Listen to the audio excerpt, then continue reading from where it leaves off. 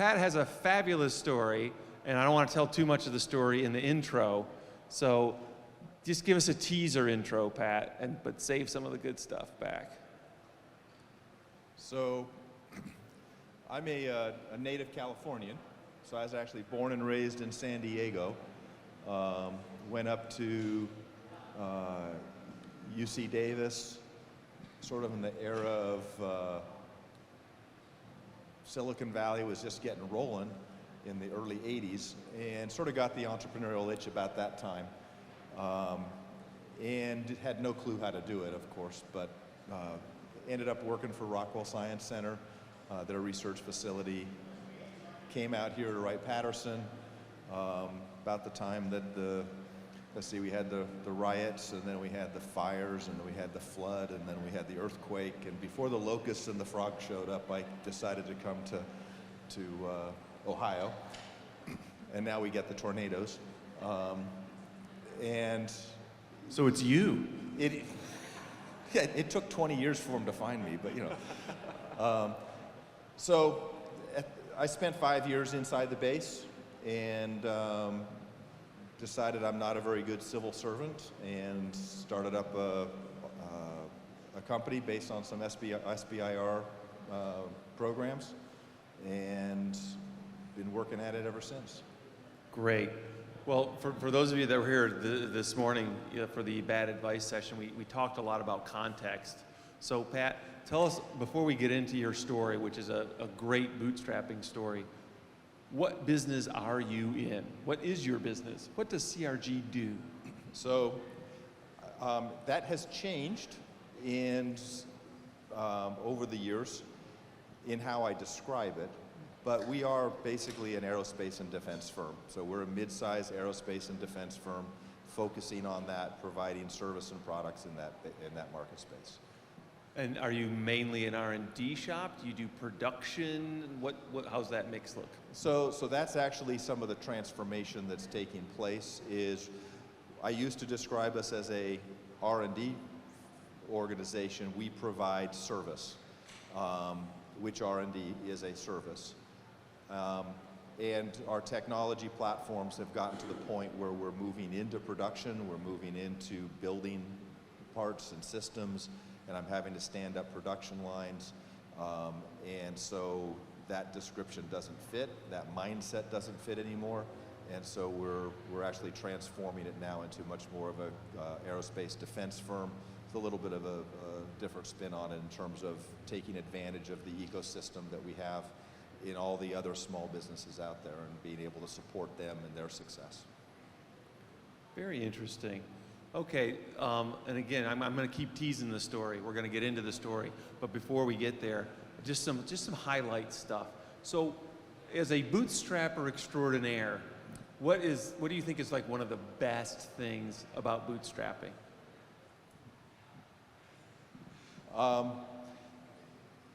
Well, I would think that at the beginning I'm my own boss. I really don't have anybody else to have accountability to. However, that's really not true. So whether it's my customer's the boss, whether it's an investor who's given me a loan is my boss, it's the bank is my boss, my landlord is my boss. I mean, there's just a lot of people who turn into your boss, and it's not really clear what instructions they're giving you other than make sure that you pay them. So, or deliver the product that you've been asked to give. So, we're probably, we're letting the air out of somebody's tires in the audience. Being a bootstrapping entrepreneur doesn't make you king of the world. No, I think it's just the other way around, because I start off as the janitor, and I still take out the trash occasionally. It's not something that ever goes away. As a bootstrapper, you got to do whatever needs to be done to get to the next day. And this might steal a little bit from your story, but flip that coin. What has been one of the worst things about bootstrapping? The stress can be overwhelming at times. and the responsibility that other people's money's on the line, other people's jobs are on the line,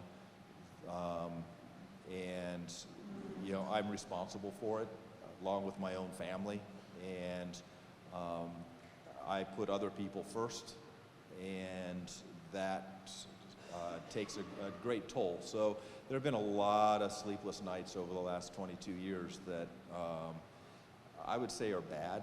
They make you stronger, but it's certainly not fun. Probably the hardest, the worst day in 22 years was probably having to go through the first financial downturn in the Defense Department and in our business, and having to lay off a bunch of friends, and that was probably one of the hardest things I've had to do. But I don't know that that's any different for any business owner.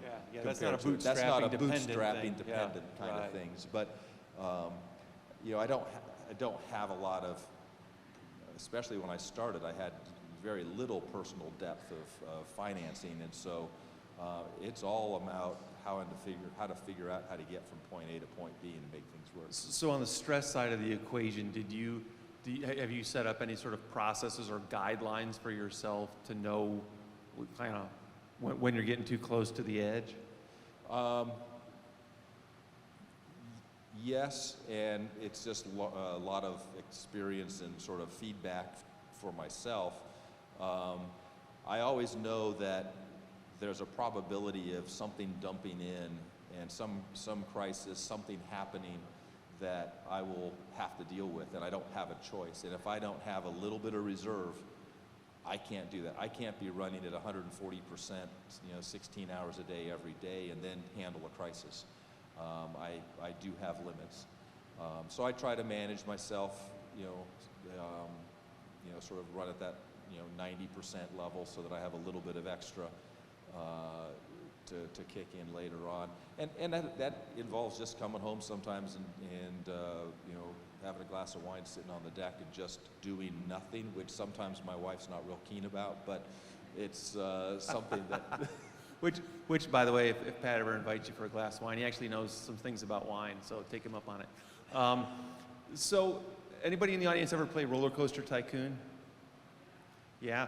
Do you ever do that where you get them on a roller coaster but you didn't finish the roller coaster and they sail off into the air and then they go poof? That's what I think of when I think about having reserve capacity, right? You're on the roller coaster. If you run out of rails, you go poof. If you run out of reserve, right? If you're running at 110% all the time and there's nothing left when you need there to be something left, right? That's when things jump the rails. It certainly can, and by really focusing, and it's not something I focus on, it's something that's fairly natural for me in terms of being loyal to my staff. They share that loyalty back, and I've had a few times in the last, I'd say, 5 years where, I didn't have the strength to hold the thing up anymore on my own, and they stepped alongside and helped, out of their own volition. And those are some of the really great moments of having your own business. Let's delve into that a little bit, because culture enables scaling while bootstrapping, right? It's one thing to be a solo entrepreneur and to bootstrap. It's another thing to have a whole bunch of employees and still be bootstrapping, right? It's not like you can just impose that on them. They've got to come along, right? They've got to be strapped in for the ride. How do you build a culture that your employees basically know that you're going to have some near-death experiences along the way if you're bootstrapping, and that they're on board for that? Well, I think I'm the Walking Dead, but yeah. So when I started the company, and this is really coming back to light now as we're going through some growth, and I'm starting to have a little bit, believe it or not, a little bit more time to think strategically about the purpose of the company. And when I started CRG, probably the overwhelming drive or purpose that I had for doing it is I wanted to create an organization that I or someone like me wouldn't want to leave in 5 years. And so I had a 5-year pattern where I would do, had a job for 5 years, I'd get that itch, and then I'd go do the next thing. And so I didn't want that to happen. So what about the company, or what about the place of work would I want to stay at? And a lot of that had to do with creating. How do I create technology? How do I create business, create relationships, create a career for myself, helping others and mentoring, and without having to step on top of the shoulders of somebody else? How do you create without a fixed organizational chart? And so that has been the purpose that's been driving CRG, and why I have such incredible loyalty. And recently, came to the awareness that, if you look at, good to great, and they talk about level 5 leadership, it's not that I have a bunch of level 5 leaders in the company, but I have a lot of people who have the capability to become a level 5 leader. That is, they are humble, they are servant leaders, they want to help each other, and they have an intense desire to win. And we kind of screen for that on the people coming in, and those type of people then are able to support each other in the tough times, and in the tough times, which are good, and the tough times that are bad, because there's almost never a time that's not tough, right? You're either having to run really fast to deliver something, or run really hard to find something to sell, right? So you need people by your side, and they shouldn't be having to watch their back to see if someone's going to undercut them or something.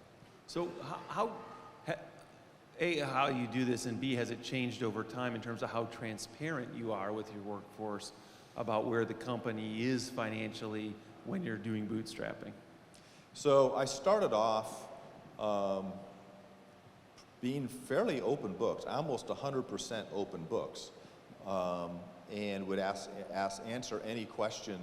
And when I was sitting in a room with 20 people or so, as a small company, I could look people in the eye and answer all their questions.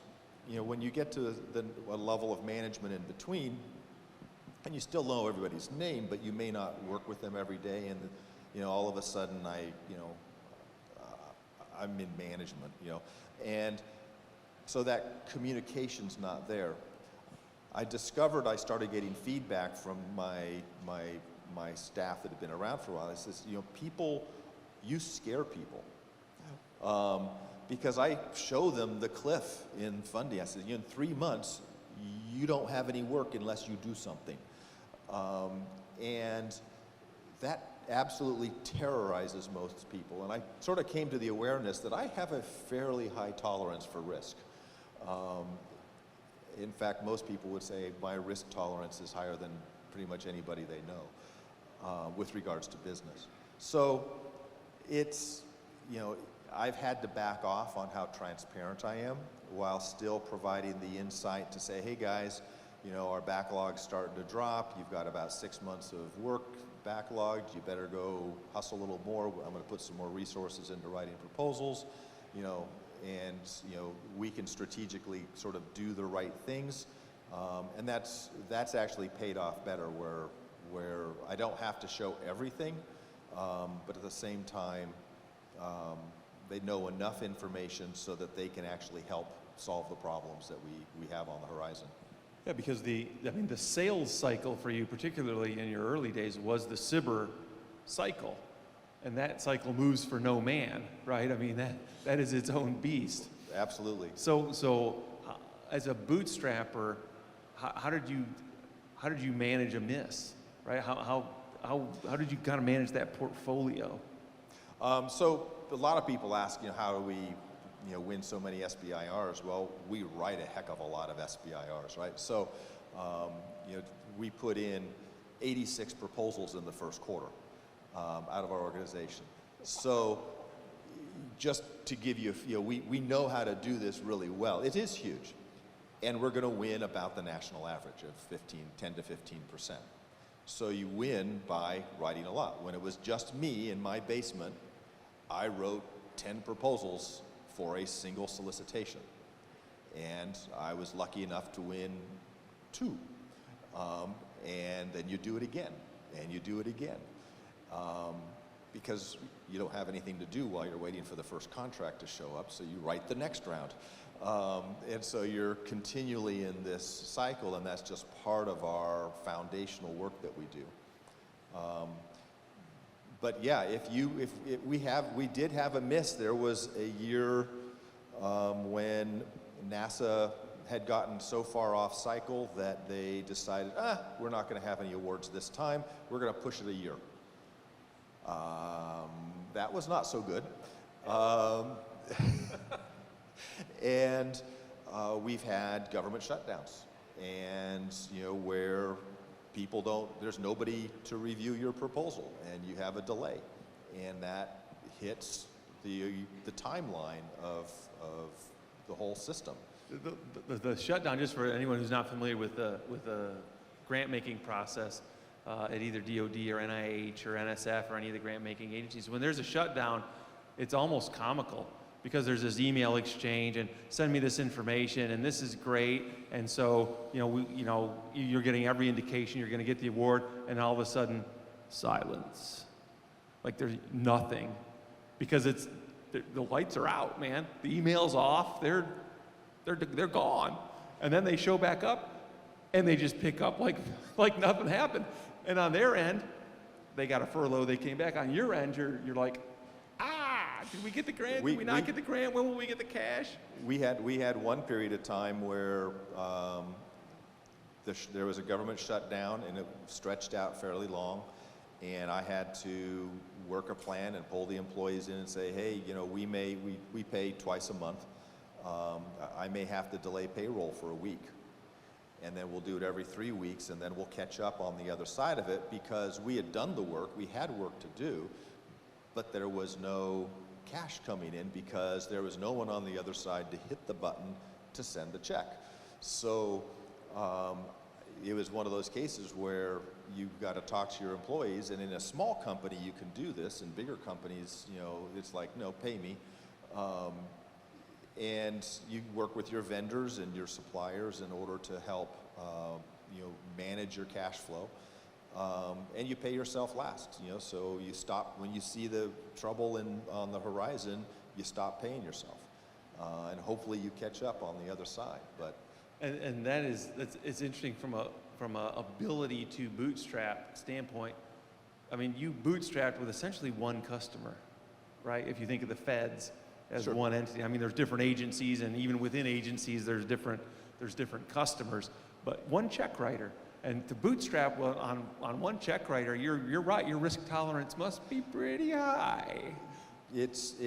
it is, and we have at one time been as much as 50% commercial, and I'll be honest, I really like the Department of Defense a heck of a lot more than a commercial customer, because in that case they had a mechanics strike, and they said, well, we can't release any R&D work until the mechanics strike is over. Well, there's a little less pressure on solving a mechanics strike than there is on turning the government back on, and so it lasted a lot longer. And then when we got to the end of it, all their priorities changed and everything, and we lost probably 60% of that business in one fell swoop. Wow. So the moral of the story, right? The grass isn't always greener, right? You think, I'm going to bootstrap, so I want a million customers to spread my risk. But even at the end of the day, if your customers have a disruption, they're going to stretch their suppliers. And if you're their supplier and you're a bootstrapper, right? Back to that concept of reserves, right? It's not just personal reserve. Let's talk a little bit about cash reserve.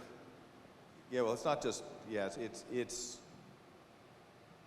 So I started the company. I had enough money to live. Of course, I had 4 children, a big mortgage, wife.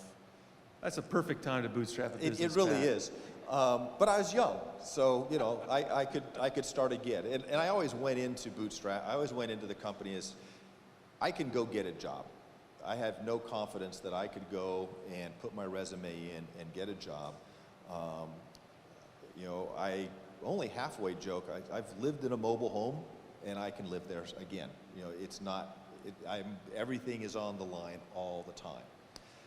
So I left, and I had about 9 months to a year worth of funding, and I figured if I didn't hit and didn't have some contracts on by that time, then I would just put my resume out. I wasn't a very good civil servant anyway, so I figured I'd go, I could work in the private sector. I'd been there before, knew enough people, and I'd go back to work for somebody else. And so I had that. I had $500 is what I capitalized the business with, just to have something on the balance sheet. Not that anybody was going to look at it besides me.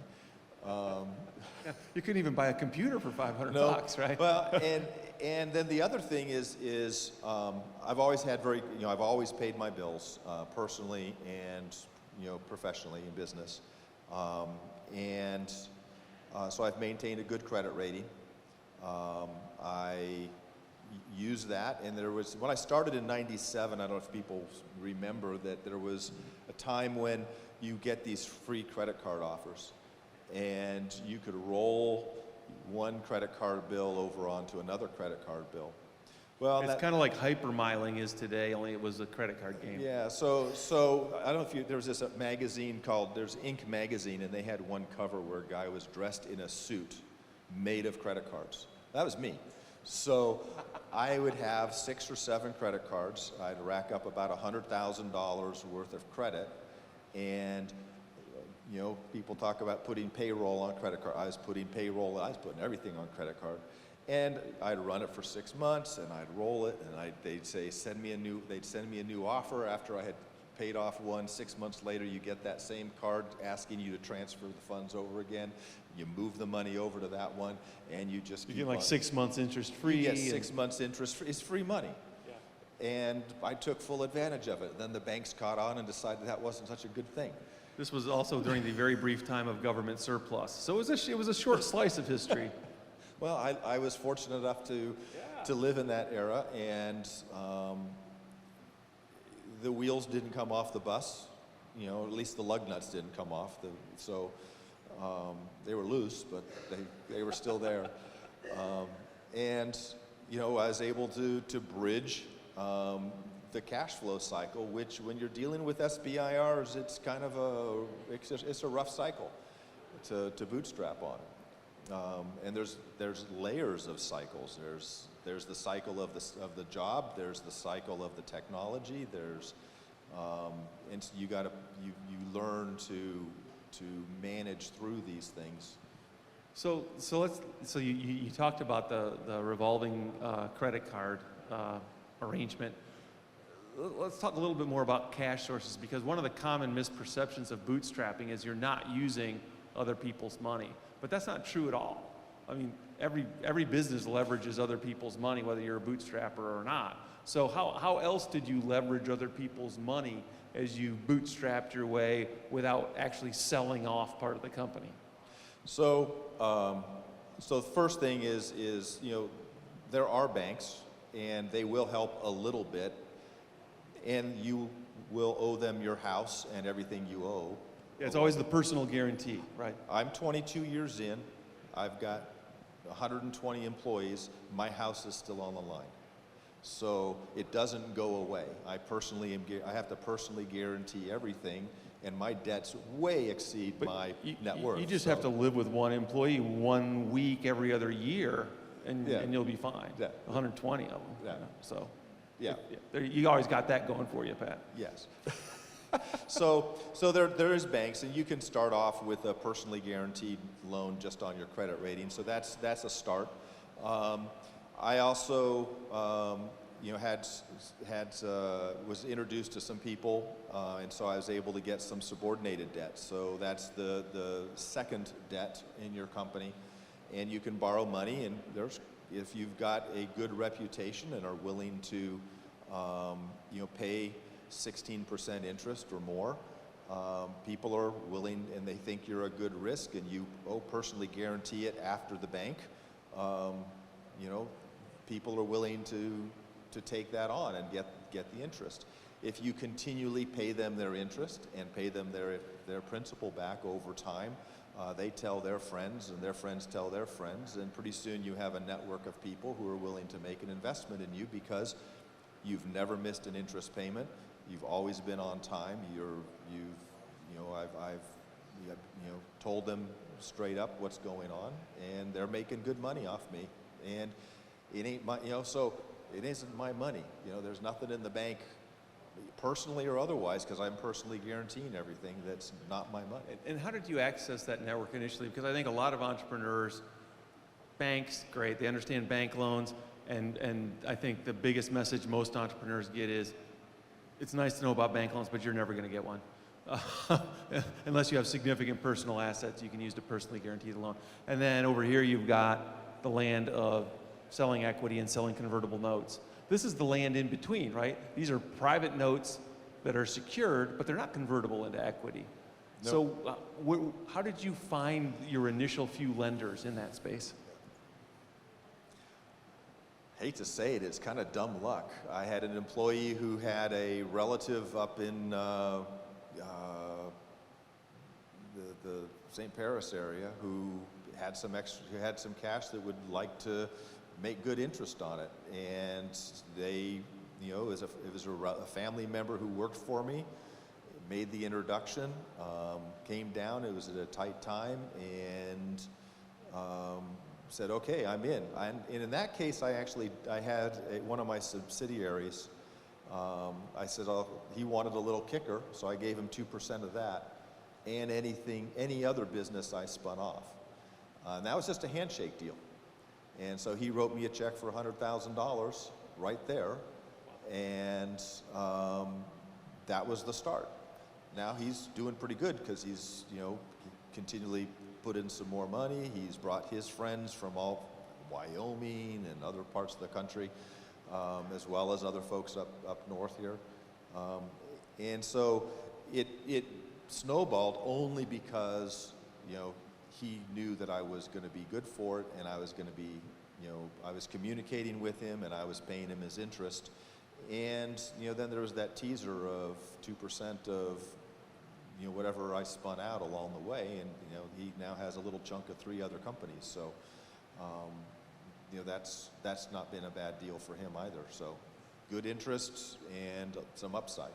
So I think that segues nicely into, give us kind of the longitudinal picture of the CRG business, because it has evolved. You've spun out companies, you've moved from R&D to manufacturing. I mean, you've done some very deliberate evolution of the company. And how has your financing strategy evolved with you as you've done that? So when we did our first spin out in 2010, that was SpinTech. The initial thought was I was going to put all of the technologies or companies that would turn into products into that business. I quickly realized or discovered that's not a fundable business because people want to fund one thing. So we narrowed it down to one thing, and Craig Jennings came on board, had experience in running a manufacturing company. I had none. And so he took the reins. He also brought some other investors. We did an equity raise, and SpinTech was off and going. And so in that sense, I had spun it out because it was now 40% of my business in CRG, and it was absorbing all of my resources into a single thing.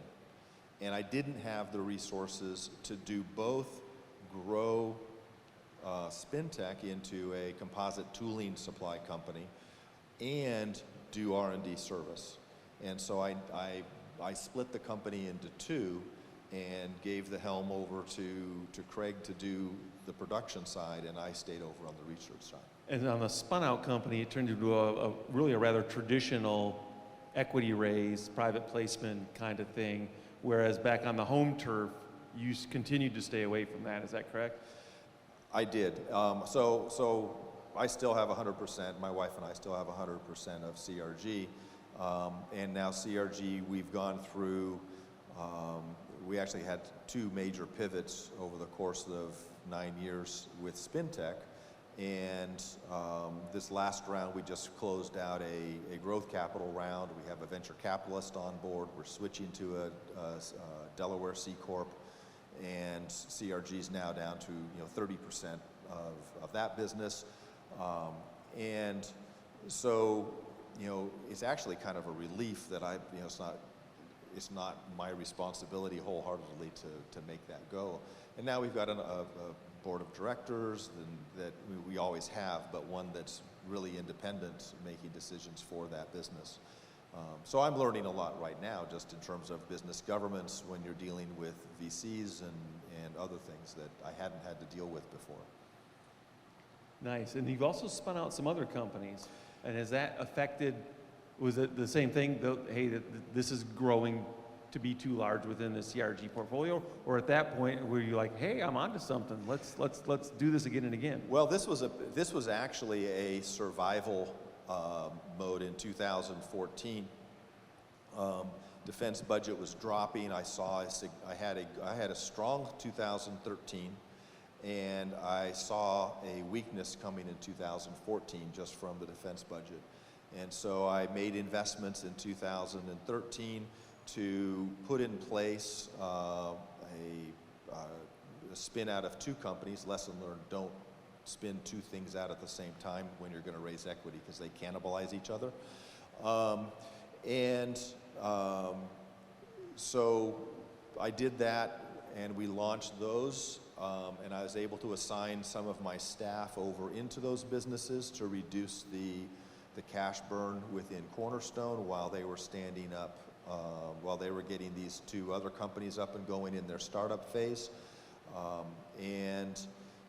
lot of lessons learned in that whole process, but it was actually an intentional step. One, I had technology platforms that were ready to go. I had leaders who were excited to take them from inside the company, and I had other people in the company who were willing to help support that along the way, at a time when my research business was dropping off some, and I could see weakness in that in 2014, in the early 2014 timeframe.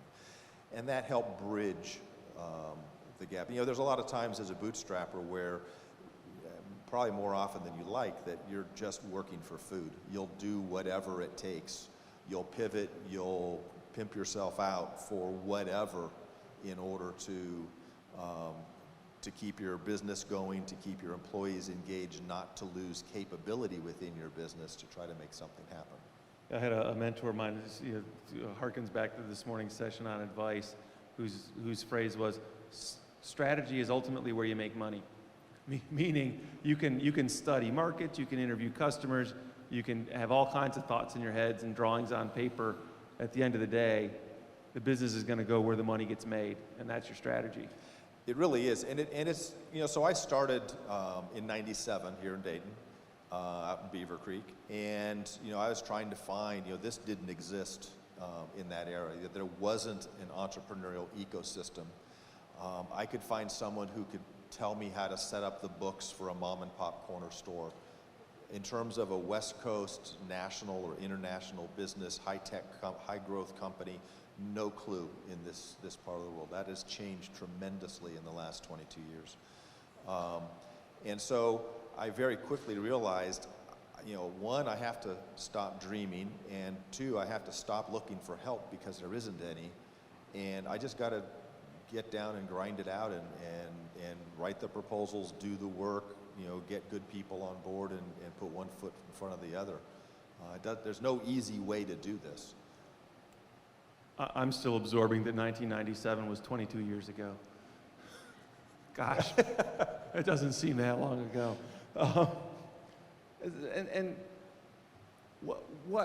So you've talked about some of the ups and downs and your ability to retain ownership of the company. Was that the primary driver? Once you got a taste of hey, this is bootstrapping, its pros and its cons, you obviously stayed with it for a long time, where there were probably opportunities to do other forms of financing along the way. What was it that kept you in the bootstrapping world? So I would say I stepped into the equity financed world through my subsidiaries. And Every investor that I have, I would consider a friend. And I like them, but I hate investors. They're a lot of work. And their vision is not my vision for CRG.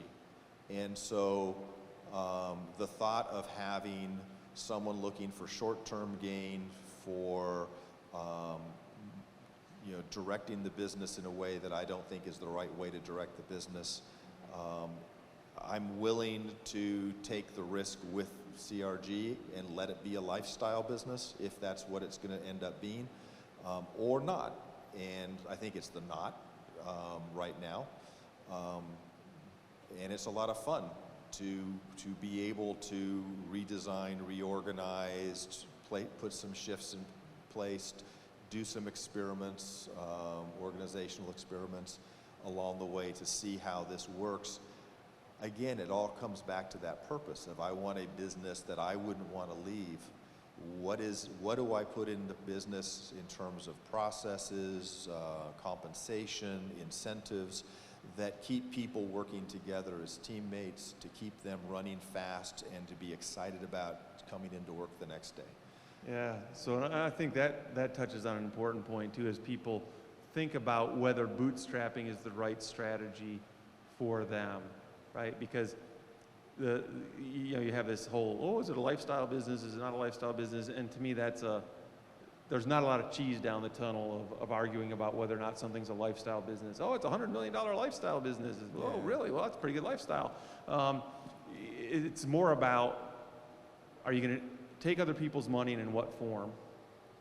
And are you going to intend to sell the business or not, right? Because if you take an equity investment, or a convertible note for that matter, they want an exit in a period of time. And if it's a VC fund, it's 10 years. If it's an angel fund, maybe they're a little more patient. But at the end of the day, the only way they get their money back out is if you sell the business. And so if you don't want to sell the business, don't take that money, right? Because all that's going to result in is relentless pressure on you to head towards an exit that you don't necessarily want. And that's absolutely a key driver, is that when times were really tight, and there have been many, especially in the last decade, I was entertaining. I was stepping down the acquisition path. I was putting together documents to sell equity in the company because I didn't know quite how to make it any other way. And I knew that the big driver there was, this forces an exit. And it was an exit that at that time the stress was so high, it was okay. I had come to that decision. Today, no, I am having a lot of fun. I'm waking up early, wanting to go to work, wanting to create the next thing, wanting to meet the next employee that I get to hire. These are fun. And people ask me, I've got guys in the company who want my job. I said, well, my dad's 94 and he's going strong, so I don't know that you're going to retire before I do. I'm thinking here. You're Prince Williams and I'm Prince Charles, so Yeah. we're all going to live to be 300 and you're never going to get to be king. Yeah. Yeah. So, but that doesn't mean that they can't still create something, be a part of run an operating division, run a business of their own. And I've had employees that have left to go do their own thing, and that's okay. Well, the spin-outs certainly create some unique opportunities in that regard. I'm not sure how we're doing on time. Is it time for Q&A?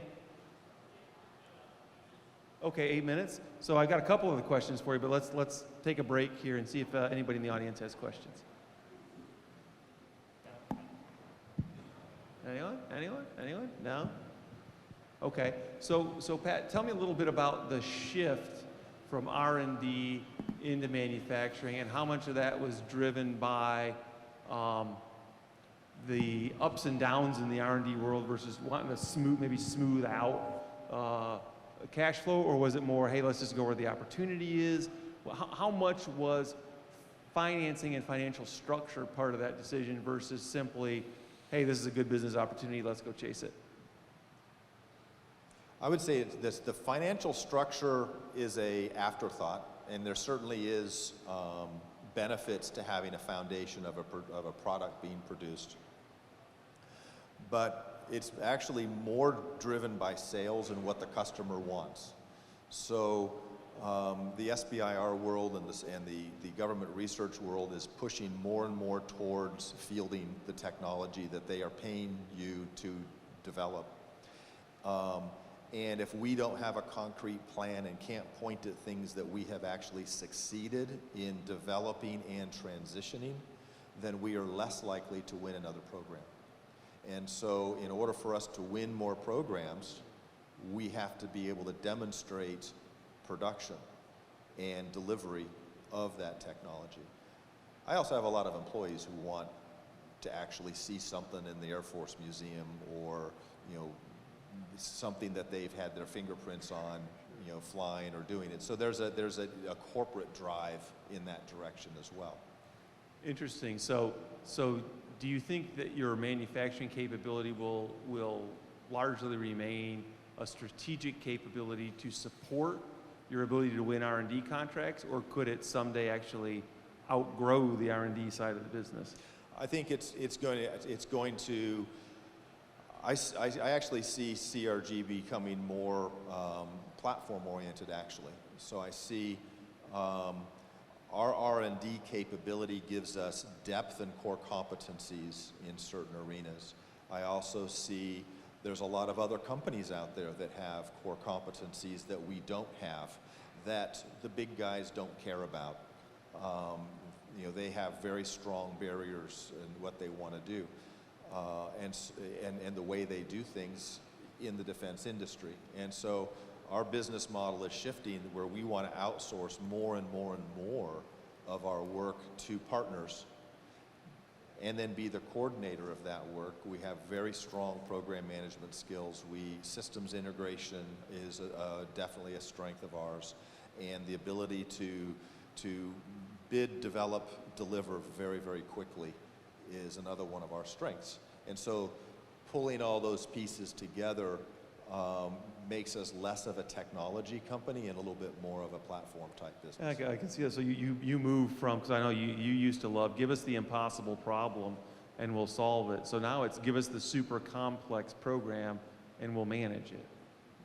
Sort of. Give us the super complex impossible problem. Okay.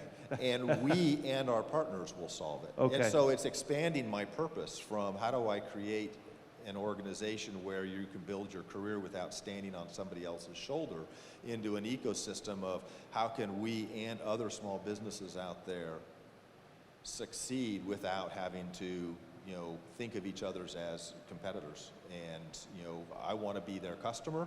I want them to be my customer, and there's plenty of opportunity and lots of problems. If all you got to do is move faster than the big guys, and that's not necessarily a hard thing. Excellent. I've got one for you, Andy. Yes. And raise your hand if you have other questions. I'll run the mic.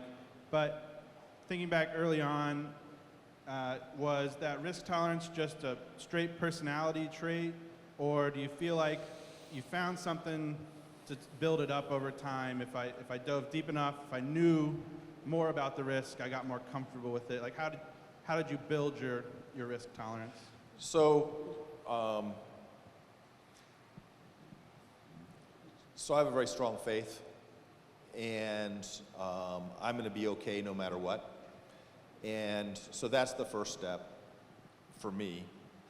Then it's taking that step of faith, not necessarily having it all planned out, but knowing that I'm smart enough to figure it out along the way and seeing it work. So it started with small steps of faith, small steps of risk tolerance, and then as the company grew, as I became more comfortable in that, the levels of risk started to increase. We were talking right beforehand that I was my own CFO. I just hired my first CFO after 22 years 1 month ago. And I know my books inside and out. I know what every knob does, and I know what it does for the banks, for DCAA, for IRS, for the state, for local. You know, all these knobs, I understand how to play and tune things back and forth. Vendor supply and everything else. But I had a cash flow tool where I could see 6 months into the future easily. And if I saw it, I was shy by $250,000. By the time I got there, I knew I could manage through that just by all the knobs that I had. Now, I may not pay myself for a few months, but that's not just me making that up, but it's, you know, vendor supply, communication, you know, other balance sheet activities, accelerating some cost plus programs faster. All these things are at your disposal in order to help manage through those tight spots. Other questions? Yes. How you doing? I know you talked about level 5 leadership and management. Can you break that down for me? So there's a book called Good to Great. I forget the author. I don't remember. Yeah. So Collins. Yeah. Tim Collins. Jim Collins. And I actually read the HBR article before I saw the book and am plowing through the book now. But they talk about different levels of leadership. And, you know, level 1, you show up, get stuff done. And you sort of move up this hierarchy. But they found that there's this sort of transformation that takes place from level 4 to level 5. So you think of a level 4 manager, as you know, they actually used Lee Iacocca as the example. You know, very, you know, solid, could manage everything, plan everything out. But it was all about him in the end, and that actually hurt his company. And level 5 are these leaders that tend to be fairly quiet. They're very humble. They're always taking the blame and doling out the praise to other people. And then underneath the skin, you know, and they're continually learning from life's experiences. And so they have this humility, but at the same time, they have a incredible desire to win. And they will drive themselves really, really hard, and they inspire people to follow them because of their own willingness to move forward, and they're willing to take the hits along the way personally. And so it's a sort of a selfless, a servant leader type of a leadership that's built on top of all the excellence associated with other leadership. And you could, you know, Harvard Business Review has articles on level 5 leadership and other things. It's a great resource to dig into at a fairly reasonable cost. I've just now had the time to actually dig into it more. Yeah. I think level 5 leadership is enough of a brand that if you Google it, you'll get some pretty relevant hits. Other questions? Anyone? Yep. Last question here. All right. Pat, Jeremy Spencer here. I just have a question about how you have your fixed expenses through your business, through your company, but you use yourself and I guess that would be your personal income as an elastic expense. And I'm just wondering if you could just talk about that for a second to say, like, how elastic can that be? And then, like, from the good side to the bad side? Way more elastic than you would ever like to have it. So I no longer have a 401k or an IRA. And because I would throw my IRA into the company probably once a year, and if you pay it back fast enough, then you don't have to pay tax on, you know, the penalty. I did that for about 4 years, and then didn't work out so well. I had to leave it in the company. Now it's equity. But it was at a good time because if I had to put it in, that means I was losing money, and I didn't have to pay tax on it, so I paid the 10% penalty. So that's an example of you know, what I had to be willing to do. And you know, there were times when I emptied all my accounts and you know, poured it back in.